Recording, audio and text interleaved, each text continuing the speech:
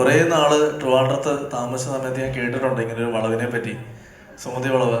അന്ന് ഒരു തവണ അവിടെ പോകാനുള്ളൊരു ഭാഗ്യമുണ്ടായി. അതിനുശേഷം ഒരു 5 ദിവസം മുന്നേ ഈ സിനിമയിൽ വർക്ക് ചെയ്യുന്ന കുറച്ച് ആളുകളുമായി വീണ്ടും രാത്രി 12 മണിക്ക് ആ വളവിൽ പോകാനുള്ളൊരു ഭാഗ്യം എനിക്ക് കിട്ടി.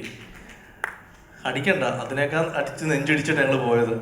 പക്ഷേ ഈ ഒരു സിനിമ സംസാരിക്കുന്ന വിഷയം നമ്മൾ കേട്ടിട്ടുള്ള അല്ലെങ്കിൽ നമ്മൾ യൂട്യൂബിലൊക്കെ കാണുന്ന തിരുവനന്തപുരത്തുള്ള സുമതി വളവിനെ പറ്റിയല്ല ഞങ്ങൾ ഈ സിനിമ സംസാരിക്കുന്ന ഒരു വിഷയം. ആ ഒരു നമ്മൾ കേട്ട് മറന്നേക്കുന്ന ആ ഒരു പേടിയെ മാത്രം എടുത്തിട്ട് ഞങ്ങൾ അതിനെ ഒരു ഫിക്ഷണൽ സ്റ്റോറിയിലേക്ക് മാറ്റിയിട്ടാണ് ഞങ്ങൾ ഈ സിനിമ ചെയ്യുന്നത്.